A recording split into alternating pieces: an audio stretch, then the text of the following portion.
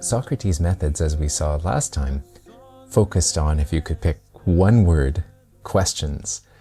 In fact, there's the famous saying from the defense speech by Plato, the Apology, purporting to represent Socrates' speech in his own defense in 399, that is often translated, "The unexamined life is not worth living," but really might be a little closer in Greek to something like, "A life without asking questions is impossible for a human being to live." All of Socrates' methods in philosophy or the love of wisdom encourage questions, especially about human flourishing. That's one way of translating the Greek word eudaimonia. And broadly human values and the search for meaning in life, as we explored in past episodes, but often without insisting on any set answer. In fact, Socrates was famous for saying he didn't really have the answers, and if he knew anything particularly useful in terms of human wisdom, it was recognizing what he didn't know. One way to frame or understand Socrates' respect for individual curiosity and open-mindedness, this sort of inquisitive attitude that we can still value today, is that it's a positive outcome of the sophistic movement's value for subjective discovery, for the perspective of the individual, the sort of thing we saw that Protagoras, that early sophist, argued long before, could be described as the measure of all things. The human being, the perspective of the individual human being, is the measure of everything. Socrates doesn't take it that far. He's no relativist. He strongly believes that there is, it seems, a fact of the matter about any question that a human being can pose. He just doesn't claim to have those facts. But certainly this interest in open-minded curiosity will later on contribute to a renewed interest in individuality. We'll see Hellenistic schools influenced by the Socratic movements developing, as some scholars have argued, this kind of novel curiosity about what makes individuals individual and what makes each of our perspectives unique. We'll see later when we talk about the Stoics that they developed the idea of a unique or individuating quality, the idios poion, in every person. But for now, we could just emphasize that Socrates' method is a deeply inquisitive and questioning one. And in the generations after his life, especially since there was no authoritative written record yet of Socrates' conversations, the first generation of Socratics looked for the answers to those basic questions that Socrates posed, and new communities started to gather around the students of Socrates. Some of those individuals are very well known to us today. Xenophon, for example, a general and student of Socrates, wrote a series of what's often today called the memorabilia, recollections of Socrates that still survive and provide a helpful foil or counter perspective to Plato's. Other Socratics, like Aeschines, we know of by name, but we have their writings only in a few fragments. At the same time, some of the students of Socrates are much better known as founders of entire movements. Probably the most famous are the academic teachers, so-called because they taught in the garden of the hero Hecademos, where we get the word academic or academy today, just like modern universities. And the most celebrated academic philosophers who followed Socrates, of course, are Plato himself and his student Aristotle, who we'll talk about later in the series. But those academic philosophers are not the only followers of Socrates who developed a powerful reputation and students of their own. In this brief preview episode, we're going to talk a little about some of the others that are less well known, but were so influential that their names, like the Cynics, you can still encounter in modern English. Sometimes we talk about being cynical. So later in this episode, we'll talk about the cynicism of Antisthenes and the hedonist or Cyrenaic philosophy of Aristippus. These General, we'll just call the Socratic movements, using the word movement, not because they did, but it distinguishes them from the more systematic, rigorous, and institutional schools that come later, the so-called Hellenistic schools. And those come in the following century, for example, the Stoics, the Epicurean garden, and so on. If you're interested in a bit more about these early movements following Socrates and our evidence for them, there's a lovely book called The Circle of Socrates that I can recommend, edited by George Boys-Stones and Christopher Rao. Again, we're going to, for the moment, just briefly preview some of the ideas of these Socratic schools and do a deeper dive later after we've spent a bit more time with the more institutional Hellenistic schools that come in the following centuries. Just pulling back to this general theme of Socrates being a paragon of questioning and inquisitiveness, this is still a sort of an iconic picture of Socrates that carries a lot of weight today.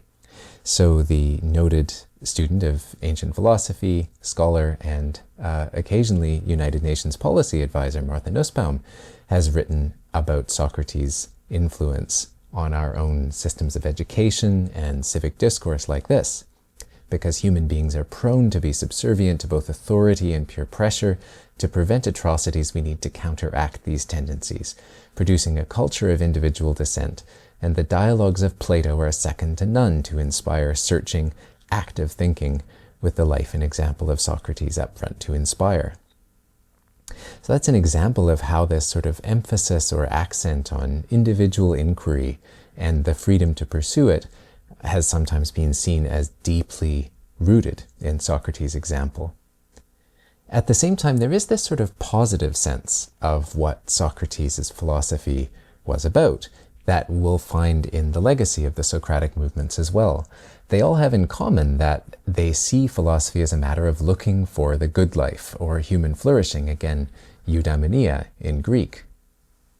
Socrates himself might have positioned or described that kind of flourishing as the project of fulfilling the characteristic ergon in Greek. Ergon is incidentally cognate with the English word work, or sometimes it's translated via Latin as function, but what it is to human, if you can make a verb of that, what it is to human, and especially what it means to be good at being human.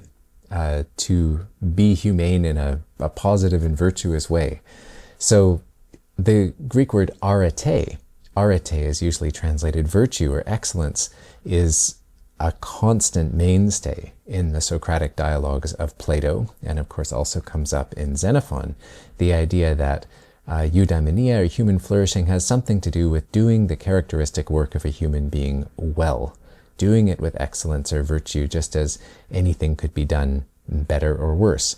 So in short, what is it to human well, if we can make a verb of that? So this is kind of a positive point in Socrates' philosophy, a kind of constant. Yes, he's always asking questions and not claiming to have the answers, but they all kind of lean in this direction. Incidentally, this idea that humans have a characteristic work or function, whether or not Socrates himself used that language, which scholars disagree on, is going to be more famously reframed by, in a way, his intellectual grandson, Aristotle, decades later, as the project of trying to actualize the best characteristic potentials of human nature.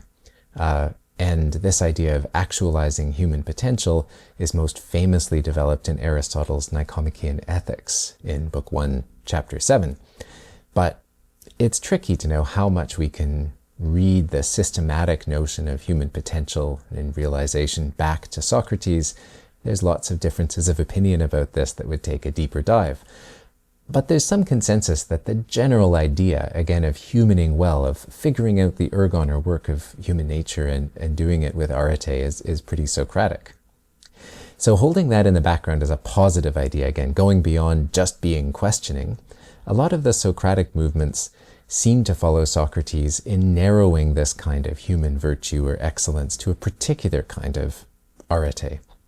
The cardinal Greek virtues are sometimes listed as follows, as 4: wisdom, justice, courage, and temperance or self-discipline, something like that. Sometimes you get a fifth after wisdom, courage, justice, and temperance. You might add reverence or revering or having a pious attitude to the right things. But one of these, wisdom, is usually thought to have played an especially important role for Socrates, especially in what modern scholars sometimes call Socratic intellectualism, because he may have thought that almost all of these different virtues reduce to a kind of wisdom.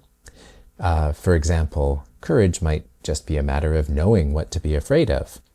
And justice seems to involve a kind of knowledge about, in the Republic, for instance, although this may be Plato's idea rather than Socrates', what individual harmony or everybody doing their work, their kind of distinctive thing on the outside in a society might amount to. So all that is to say, things that might not seem like they involve wisdom, like being brave in the right situation, could be seen as a kind of knowledge. And on some views at least, Socrates really boils all the virtues down to wisdom. And because of that, in part, some scholars, for example, John Cooper, argue that for Socrates, wisdom is just the best kind of arete, the best kind of realization of, if you like, the human work or humaning well. And it amounts to a kind of totality of the facts about human values. This idea that for Socrates, wisdom is really all about human values and how to realize our best potential and so on, narrows his philosophical interests into the domain of ethics pretty deeply. And that tallies with reports we get from antiquity, maybe most famously from Aristotle, who in Metaphysics, Book 1, Chapter 6, says that Socrates was very busy thinking about ethics and ethical definitions and wisdom in a way that Plato would later extend.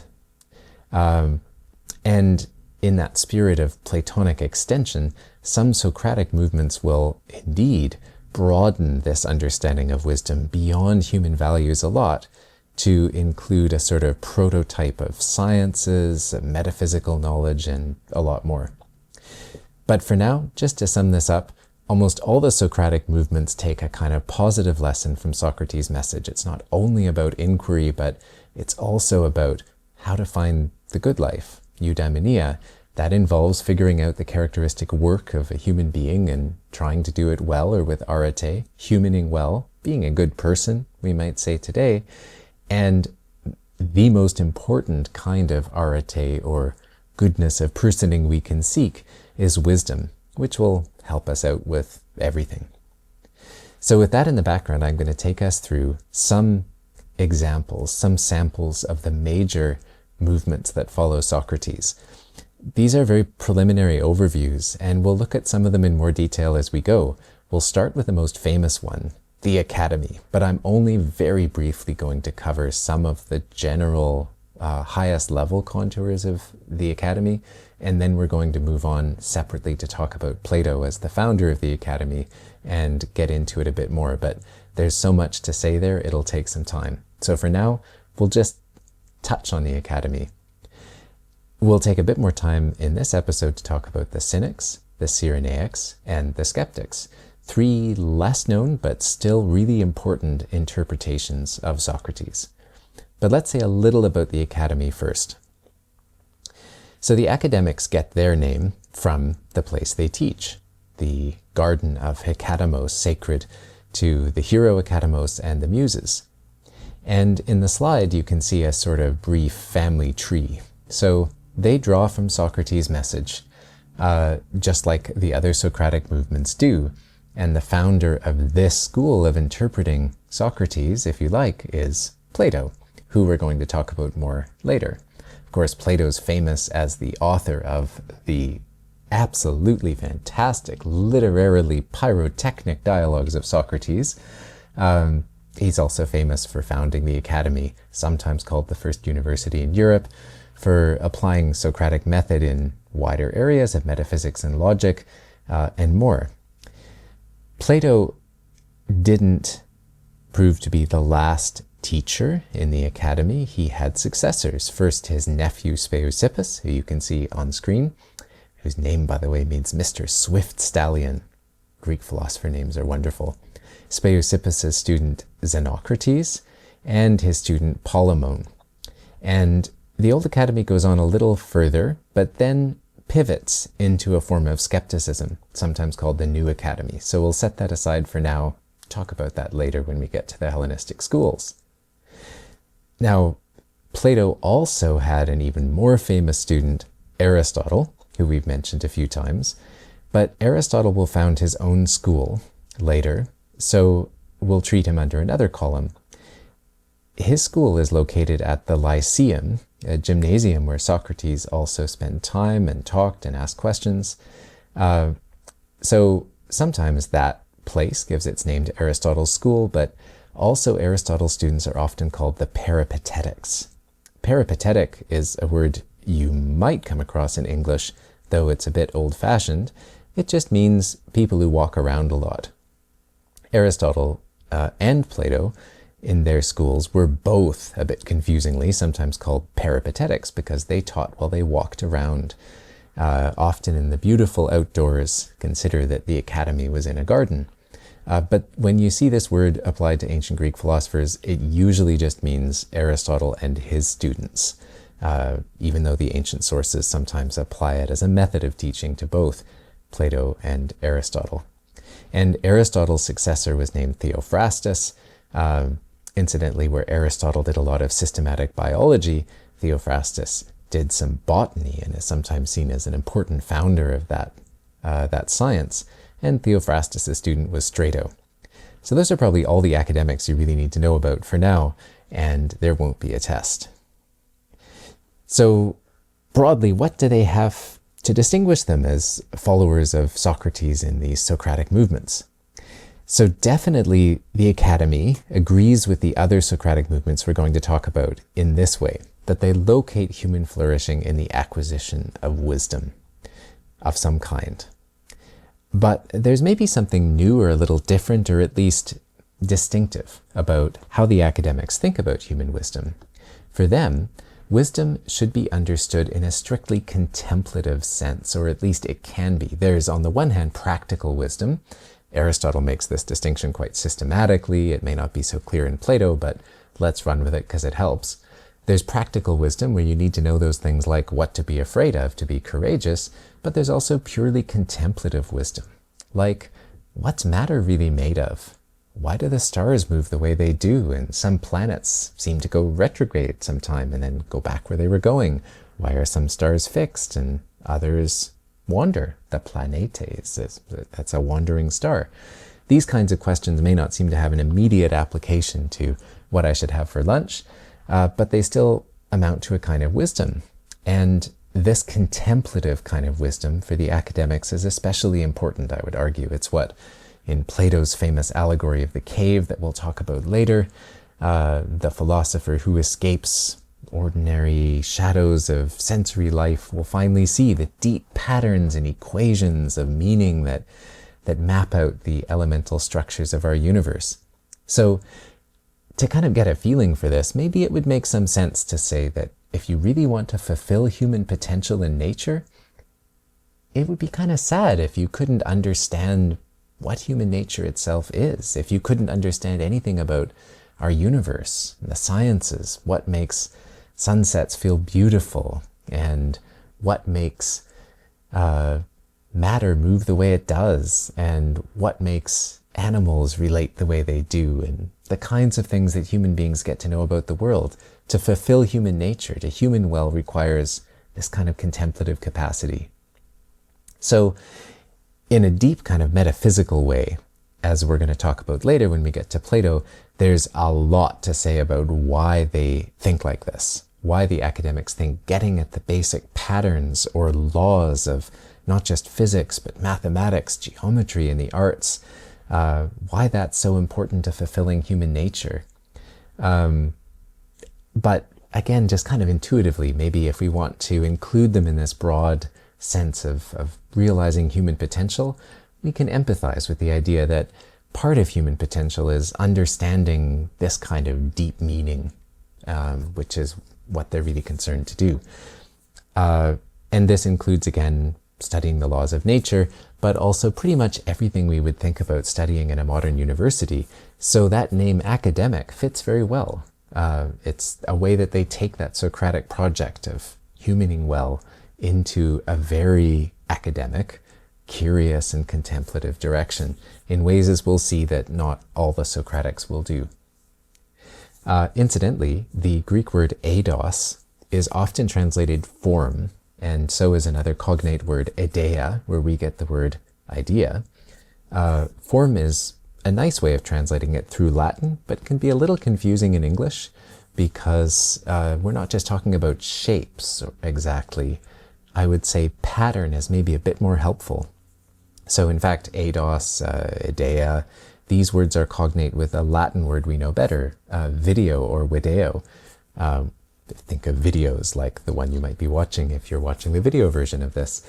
It's something you see, but it's not necessarily just something you see with the eye in this case. It's a pattern. I think pattern recognition is a really helpful way to think about this. And it fits with the idea that the academics are interested in looking at the formal structures and laws of nature, metaphysics, aesthetics, and everything else. So that's what I wanted to say to distinguish the academics a little. We'll spend more time with them in dedicated series apart from this. I'll just say that although the other figures we'll spend time with are maybe more interested in the practical side of Socratic wisdom, the very transcendent interest in these eternal forms and patterns is going to come back in force in late antiquity in the movement that modern scholars sometimes call Neoplatonism. So we'll be coming back to that a lot. But a lot of the other Socratic movements we'll look at right now aren't so interested in this kind of metaphysical and proto-scientific exploration of the world as much as they are in what it takes to achieve human flourishing in an embodied, human, socially engaged life. So let's talk a little bit more about some of them next. Here we're going to start with the Cynics. So if we remember that academic family tree we just created, we're going to break off another side of the family here. So the Cynics get their name from kunikos, which means dog-like. And it doesn't quite mean what it means in English, though there's a relationship.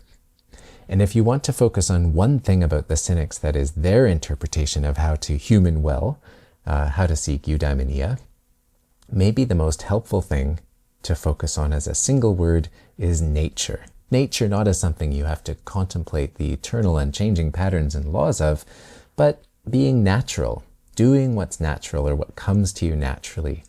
And often, for the Cynics, that means fighting against custom, against social norms and conventions that have been constructed that actually block your nature from being realized. So if there's a kind of founder of this school in the way that Plato founds the academy, it's a figure called Antisthenes. He may not really himself be a Cynic or a member of the school, carrying a card if any of these people carried cards, but he is definitely the archetypal forerunner. And this is really how he interprets Socrates' message. By living a life of relative poverty, by following nature and not social convention, you can human well. His core students are the ones who really bring cynicism into focus as a kind of school of thought in its own right. Most famously Diogenes of Sinope, who's usually seen as the founding figure, in a more sort of technical sense than Antisthenes, his predecessor, who's more a kind of forerunner. Diogenes certainly focuses on ethics and on the idea of following nature rather than custom, but he is well remembered for using these sorts of shock tactics. There's a quotation attributed to other ancient philosophers that he was like Socrates gone mad. So where Socrates certainly pushed back against social conventions and sought a more natural life in the pursuit of wisdom, Diogenes was ready to push it further. And we'll talk about some examples of that later. You might have even heard anecdotes about Diogenes, that, for example, he walked around in Athens in broad daylight holding a lantern, and when people asked him what he was doing, he said, looking for a real or an honest human being. Later Cynics, also were very influential, and not all of them were as famous for shock tactics as Diogenes. Crates, for example, and his wife Hipparchia were a much-loved philosophical couple known as the door openers for being welcome in everyone's home and resolving disagreements in Athens. And they also maintained this kind of focus on the pursuit of nature rather than custom. And we have anecdotes about all of the Cynics preserved in the ancient biographer Diogenes Laertius, who is, by the way, a lovely source for stories about ancient philosophers, their lives, and their quotations. So again, the central theme to pull out from Cynicism, from all of these figures and their successors, is to value nature, or physis, rather than social convention when we're figuring out eudaimonia, or what it means to human well. And again, they can sometimes be described as Socrates gone mad in the case of Diogenes, but really what's more interesting to think about from the point of view of the philosophical contrasts between the early Socratics is that they're really interested in practice, not in contemplation and theory in the way the academics would be. So how do you actually live out a life of nature, pushing back against social constructed customs that are problematic and sometimes take us in the wrong direction? The Cynics are going to be important to us later when we get to the Hellenistic schools, because they're one of the two primary influences on the founder of the Stoa, or the Stoic philosophy, Zeno, who studied both under a Cynic and under a Platonist or academic. So Stoicism blends Cynicism, this life of the pursuit of nature, with academic curiosity. Here's, by the way, a lovely illustration of Diogenes of Sinope, the Cynic, who is said to have lived in a barrel, or in fact a pithos, a sort of very large ancient jar. That's a way that he tried to pursue the life of nature rather than a life of social convention, being beholden to no one. He tried to keep very few things for himself. And the saying goes that he even threw away the bowl that he used to collect water when he saw a child drinking out of his hands, getting closer to nature. But in the image here, you can see him by his barrel, or pithos, a bit imaginatively illustrated, with the great Alexander of Macedon, sometimes called Alexander the Great, standing over him, who's come to see this famous Athenian sage and ask what boon he can grant him. And Diogenes only says, "Get out of my light. All he needs is sunlight." Here's a few quotes from Diogenes Laertius, I mentioned before, that might fill in and give a bit of color to the Cynics. Antisthenes, that sort of forerunner or proto-founder of the school, held that arete, or again, virtue, excellence, what it is to talk about the well in the phrase humaning well, is enough for well-being, or eudaimonia. And it needs nothing except Socrates' strength of will, strength of character, because arete is just a matter of deeds and requires no abundance of words or learning. Contrast the academics here. The wise person, Antisthenes is said to have gone on, will conduct themselves in public life not by the nomoi, that is, the established laws or customs, but by the law of arete. And the wise person will experience love, because only the wise person understands who one should love. So there's also a kind of natural emotion in the life of the Cynic conceived in this way. Here's a few other shorter quotations attributed to Antisthenes. It's the good person who deserves to be loved, probably the answer to the question of wisdom we just saw in 6:11. The wise person understands who one should love, namely the good. Pay attention to your enemies. They're the first to notice your mistakes. This has to do with self-improvement. People who challenge you can help you understand how to human better. If that's really your goal, as Socrates argues in Plato, then you can't be hurt by somebody else unless you allow them to make you worse. The message of gender equality was essential for Socrates. It comes up in Xenophon's Symposium and in Plato's Republic, Book 5, which suggests that it was a Socratic message, and we see it in the Cynics here too. Famously, Antisthenes says, the arete, the humaning well, the excellence or virtue of a man and a woman are the same. Again, wisdom is the safest rampart. It neither falls in ruins nor is betrayed. That's a lovely quote too. I like that. So, same sort of idea of self-sufficiency that we can recognize earlier in Socrates and maybe later with the Stoics. We have a nice illustration of that Cynic couple I mentioned before, Crates and Hipparchia, seen here. So these are a few generations after Socrates, but again, as the door opener, they were important figures in Athenian intellectual and social life, and there's even some representations in later antiquity, maybe made up and projected backward, of Hipparchia's choice to become a philosopher and to achieve freedom from the socially constructed roles and limitations of an Athenian woman. In this short quotation from the Greek anthology, she's made to say, I, Hipparchia, chose not the tasks or works, that erga idea we talked about before, of a rich-robed woman, but the strong life of the Cynic. Brooch-clasped tunics, well-clad shoes, and perfumed headscarves didn't please me.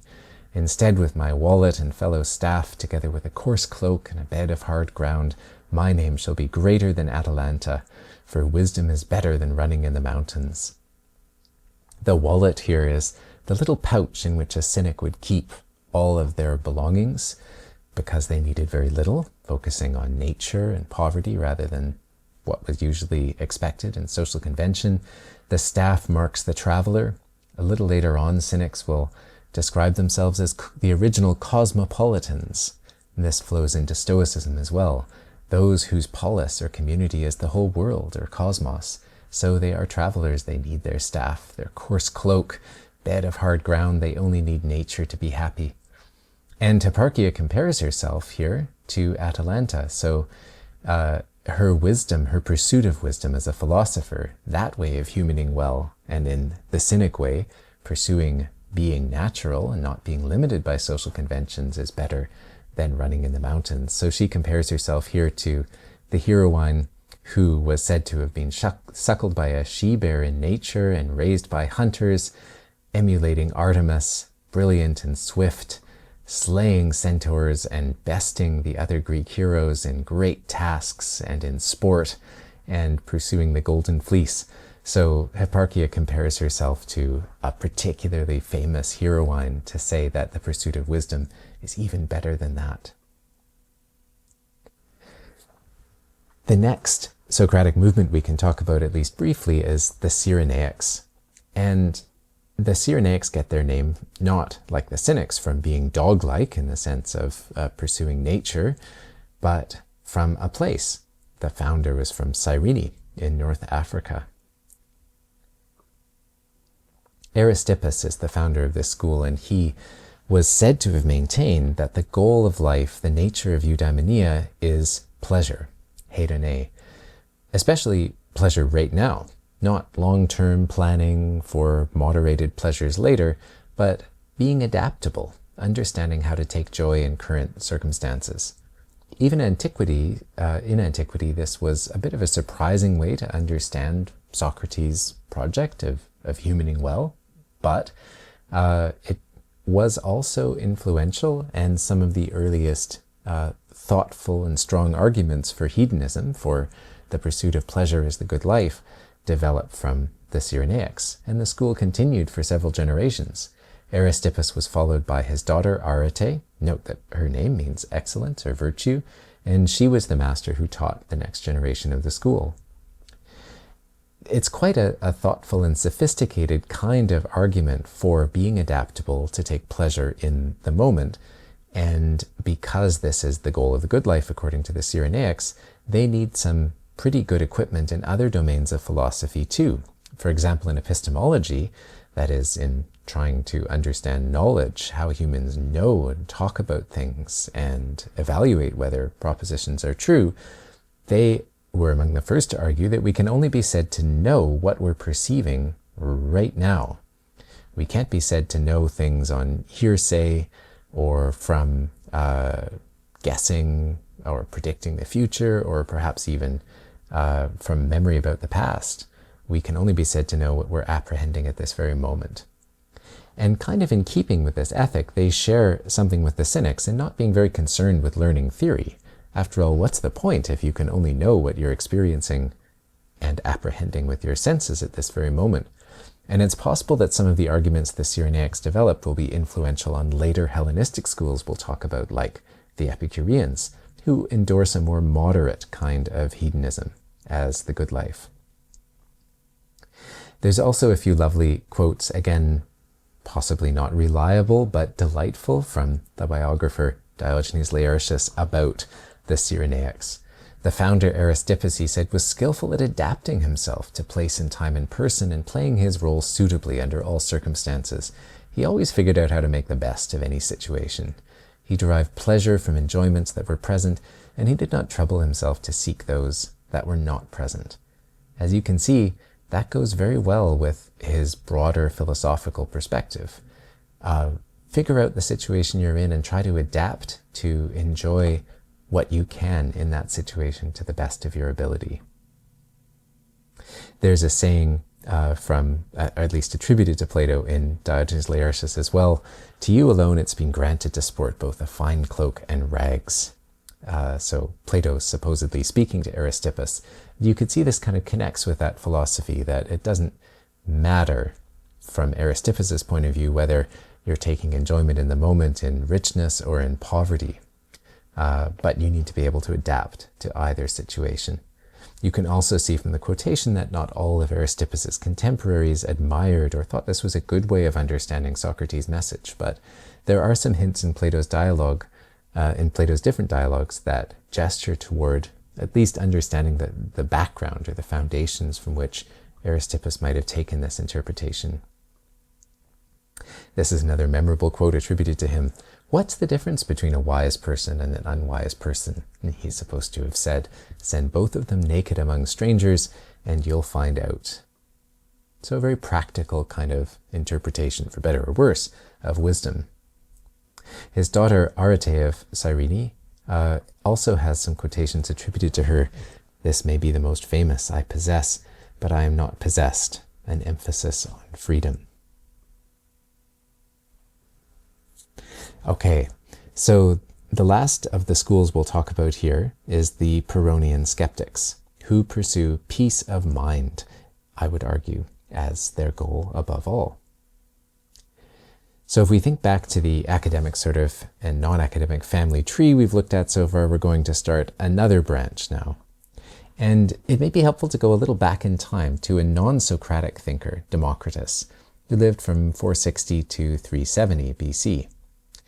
Democritus, we haven't talked about in our series so far, other than a brief mention of some of the atomists later when we discussed the pre-Socratics, but he is famous as having developed an earlier physical atomism, a theory that matter is made up of atoms in space, and in ethics pursuing freedom from disturbance through the moderation of desire.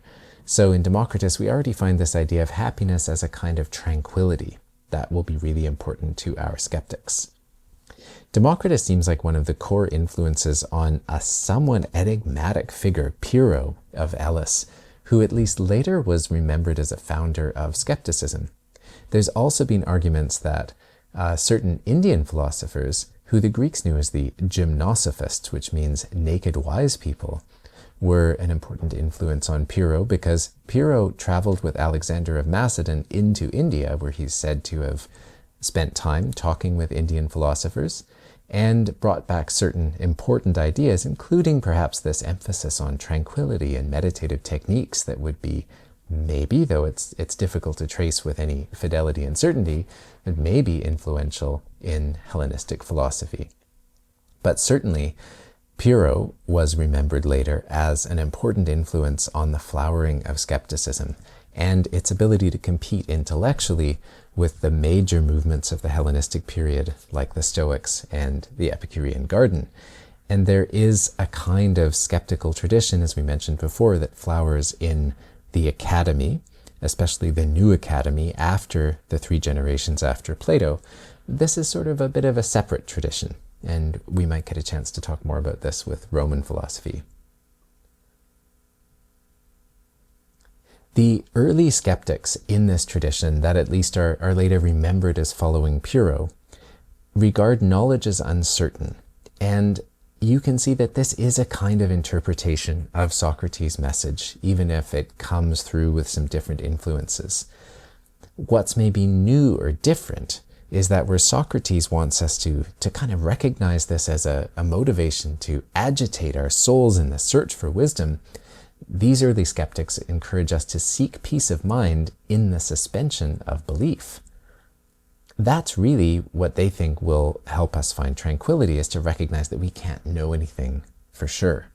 So we shouldn't let any conviction disturb us, and we shouldn't even let that lack of wisdom disturb us. They'll certainly, if this is the right way to order the historical influences, exercise an influence on the later skeptical academy as well. That is the new academy, which is different from the immediate followers of Plato. Pyrrho himself lived from about 365 to 275, so you can think he's born around the last decades of Plato's life. He accompanied Alexander, as we mentioned before, to India, and his own intellectual influences might include the gymnosophists as well as Democritus, as we mentioned.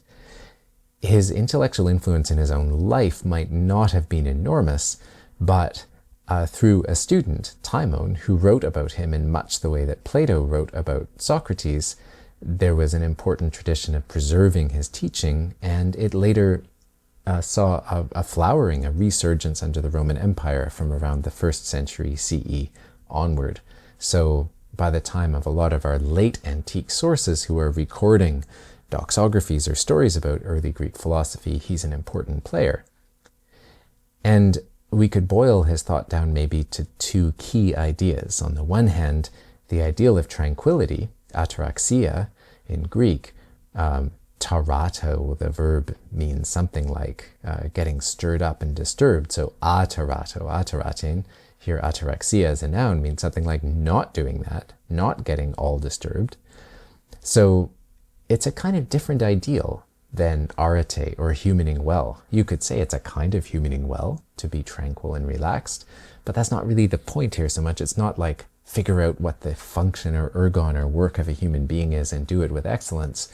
It's a kind of balancing ideal of seeking peace of mind. And the way to do that for Pyrrho is skepticism, or in the skeptical motto, no more this than that. Now, there is supposed to be a bit of a difference between Pyrrhonian skeptics and later academic skeptics, where academic skeptics, again in the new academy after a pivot from the followers of Plato, are reported to have argued that we can know that we don't know anything, and the Pyrrhonians would say, even saying you know that you don't know anything is already claiming a kind of knowledge, and it's self-refuting, which is a good sort of point, so that they have this more cautious kind of formulation, no more this than that, and you don't even know that you don't know anything. Very skeptic. Here's an image of Pyrrho in a later painting in a famous scene from ancient biography. There's a ship on the sea experiencing storms and certainly in danger. And look, everyone is panicking, except here's Pyrrho just relaxing on the ship. And why is he so relaxed? He's experiencing peace of mind because he's not assenting to any impressions, not even the impression that he's on a ship in a storm at sea in great danger. And a lot of the biographical anecdotes about him focus on this kind of idea that he was undisturbable for the most part. Ancient philosophers generally were expected to exemplify their philosophies. This is a quote from a later source. It's preserved in Long and Sedley's Hellenistic Philosophers Anthology as 1F, and it's a nice illustration of Pyrrho's thought. He left nothing in writing, the reporter says, but his pupil Timon says that, according to Pyrrhonian philosophy, if somebody wants to flourish or be happy or, let's say, human well, eudaimonia, they should think about 3 questions. Number 1, how are things by nature? This is a question that sometimes is called physics in the later tripartition in the Hellenistic schools, building on Aristotle, which is the study of physis or nature, and it's it's roughly pretty close to ontology, or metaphysics even today, as well as physics in the sense of the science. That is, what really exists and how's it organized? Second, what attitude should we adopt toward things as they are by nature? In ancient terms, again in this kind of Hellenistic tripartition, this would correspond to logic, not just logic in our sense of the study of valid inferences, but more than that, how we use logos, how we think and talk about things. It's kind of closer to epistemology in our modern sense. And then third, what will be the outcome for somebody who has this attitude, which roughly corresponds to ethics, ancient and modern, but broadly, how should we live and make choices? So 3 questions that correspond to 3 kinds of answers in later Hellenistic philosophy. How are things by nature? What attitude should we adopt toward them? What will be the outcome for people who have that attitude, roughly in the terms of the Hellenistic tripartition, physics, logic, and ethics? Well, the answers, according to Pyrrho, so far as a skeptic could give answers, were these. Number 1, how are things by nature? Equally indifferent, unmeasurable, and inarbitrable. So, there's really no facts there to ascertain the truth about. We can't measure them. That's the answer to the question about physics. And for that reason, coming to logic, or broadly epistemology now, neither our sensations nor our opinions can tell us truth or falsehood. So we shouldn't put our trust in them, but we should be unopinionated, uncommitted, and unwavering, saying about every individual thing that it no more is than is not, or it both is and is not, or it neither is nor is not. Again, no more this than that. So that's how we should think about knowledge. Really, we shouldn't claim any knowledge or even opinions at all. And the outcome, in terms of ethics, for people who adopt that attitude, will be at first, we've got nothing to say, and then we will achieve ataraxia, freedom from disturbance. So in this way, remarkably, being a skeptic can lead us to peace of mind. So very briefly again, those are some major Socratic movements, not yet systematic schools of an institutional nature, but more loosely schools of thought that seek different answers to the fundamental questions that Socrates posed: the academics, the Cynics, the Cyrenaics, and the Skeptics.